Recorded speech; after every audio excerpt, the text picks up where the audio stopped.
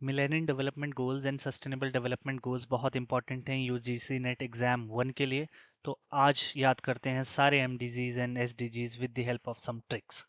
सबसे पहले आते हैं मिलेनियल डेवलपमेंट गोल्स। ये अडॉप्ट हुए थे इन ईयर 2000 और इनकी डेडलाइन थी ईयर 2015।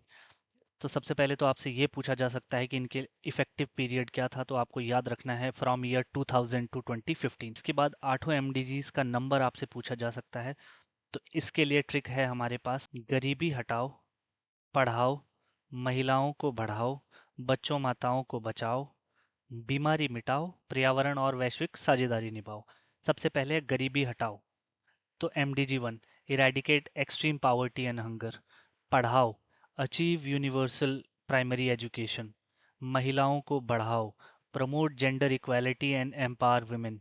बच्चों माताओं को बचाओ, बच्चों से हो गया MDG 4, रिड्यूस चाइल्ड मोर्टेलिटी, और माताओं के लिए आ गया इम्प्रूव मैटरनल हेल्थ। इसके बाद है बीमारी मिटाओ।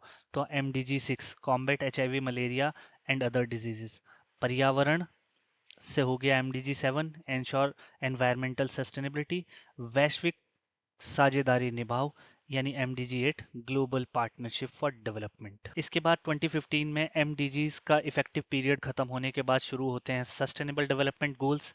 अब MDGs क्योंकि 2015 में एंड हो गए, तो यहाँ से शुरू होता है 2015 से 2030 तक सस्टेनेबल डेवलपमेंट गोल्स का पीरियड। ये पीरियड भी आपको पता होना चाहिए और साथ में पता होने चाहिए 17 SDGs के स्पेसिफिक नाम।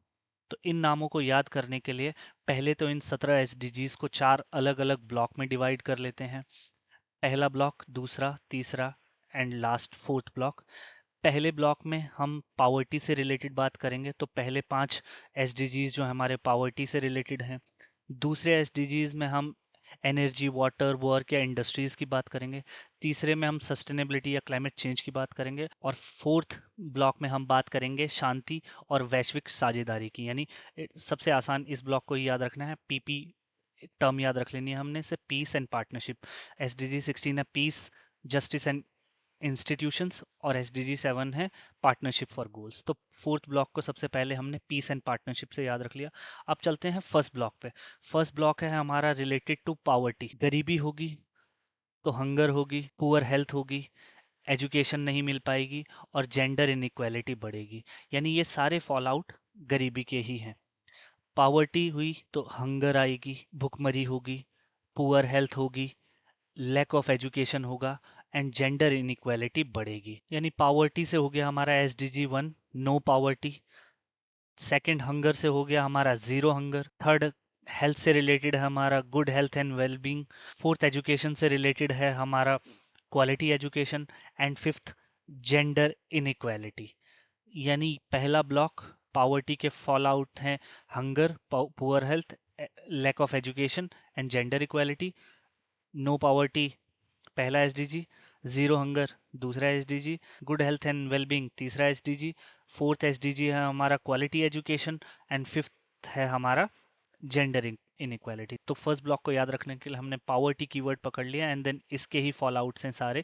तो याद रखने के लिए पावर्टी को हमने कीवर्ड बना लिया। अब चलते हैं दूसरे ब्लॉक में।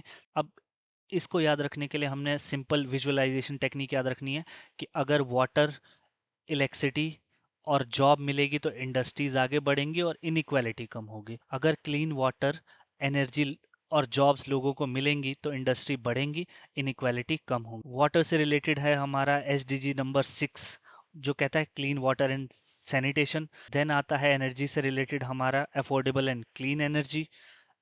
8th SDG है हमारा जॉब से रिलेटेड, जो कहता है decent work and economic growth.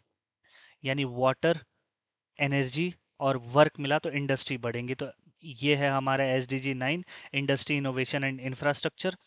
And then इसके बाद आता है हमारा reduced inequality, SDG number 10। Third block को याद रखने के लिए हमें सिंपल एक सिटी को इमेजिन करना है और पॉजिटिवली सोचना है कि ये सिटी क्या क्या अच्छा करेगी, तो यहाँ पर सस्टेनेबिलिटी आएगी। यानी अगर सिटी सस्टेनेबल हो, दैट मीन्स वो क्लीन एनर्जीज को यूज करेंगे एंड ग्रीनरी बढ़ेगी, तो हम कहेंगे सिटी सस्टेनेबल है। तो अगर सिटीज सस्टेनेबल होंगी तो कंजम्पशन रिस्पॉन्सिबल होगा, दैट मीन्स सर्कुलर इकोनॉमी बढ़ेगी, वेस्ट कम होगा। दैट मीन्स सिटीज सस्टेनेबल होंगी तो कंजम्पशन लोग रिस्पॉन्सिबली करेंगे जिससे क्लाइमेट चेंज नहीं होगा, जो लाइफ बिलो वाटर है यानी जो एक्वेटिक लाइफ है वो सेव होगी, एंड जो लाइफ ऑन लैंड है वो भी सेव होगी।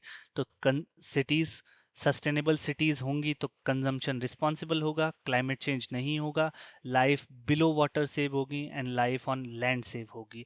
नाउ सस्टेनेबल सिटीज है हमारा एसडीजी नंबर 11 जो है sustainable cities and communities. Responsible consumption and production है हमारा एसडीजी नंबर 12।